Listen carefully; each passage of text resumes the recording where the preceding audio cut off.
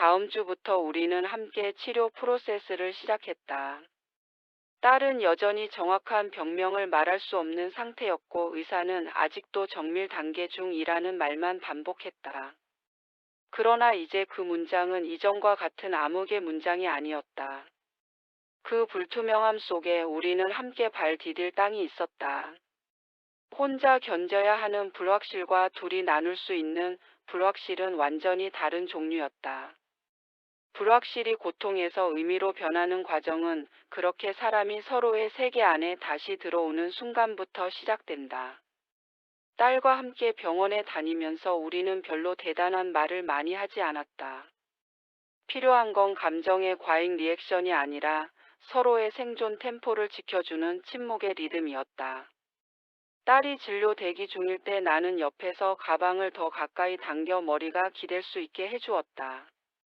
딸은 가끔 내 손등을 가볍게 만지고 아무 말 없이 그냥 그렇게 있었다. 이전엔 그 어떤 촉감도 우리가 서로에게 부담이 될까 무서워 멀리해야 하는 존재였는데 이제 그 촉감은 여기 있다는 확인 방식이었다. 몸은 쉽게 회복되지 않았다. 어떤 날은 아예 움직임이 느리게 흐르고 어떤 날은 조금 나아진 듯 보이기도 했다.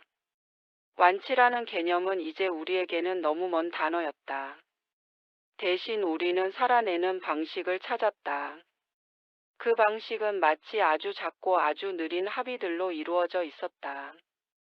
딸은 본인이 감당 가능한 생활 템포의 범위를 하나씩 조정했고 나는 그 범위 안에서 기꺼이 따라 걸었다.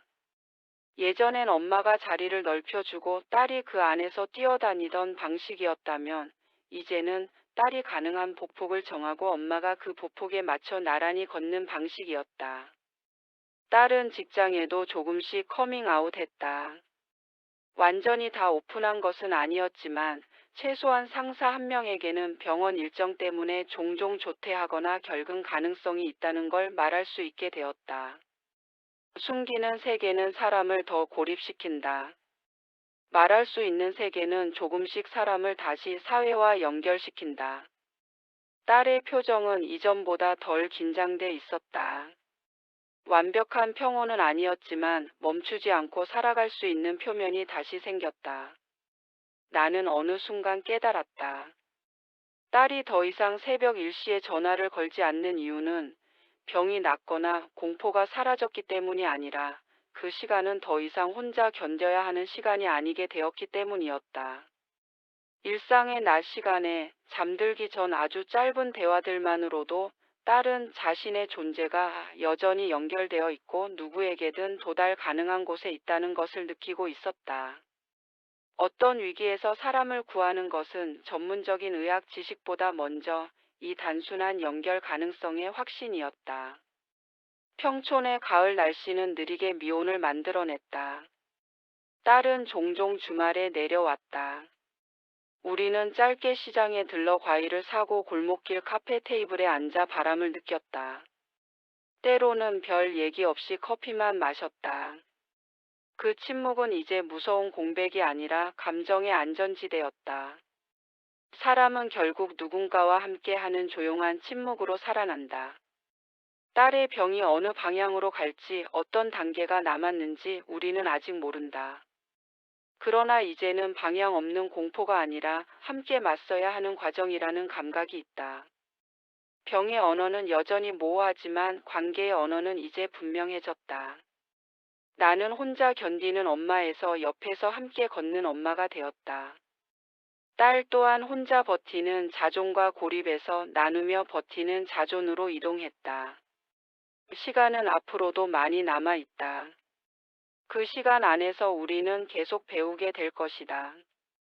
삶은 해결되는 문제가 아니라 사라지는 과정이라는 것을.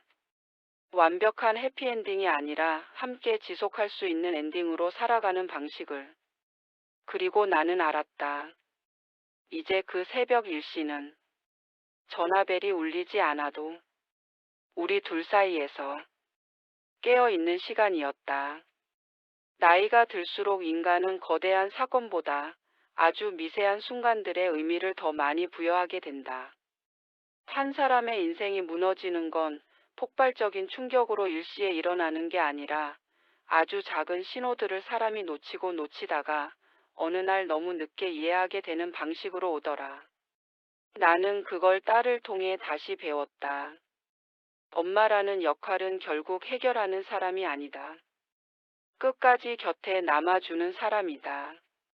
고통이 언어로 말해지지 않을 때에도 이름 붙일 수 없는 병 앞에서조차 누군가의 가장 가까운 옆자리에 가만히 머무는 사람이 필요한 것이다. 그 자리에 오래 머무르는 일이 때때로 어떤 약보다 사람을 살려낸다. 나는 이제 안다. 누군가에게 연결되어 있다는 감각은 인간에게 마지막 남은 면역이다. 몸이 스스로를 공격하는 날이 와도 마음은 서로를 공격하지 않게 만들 수 있다.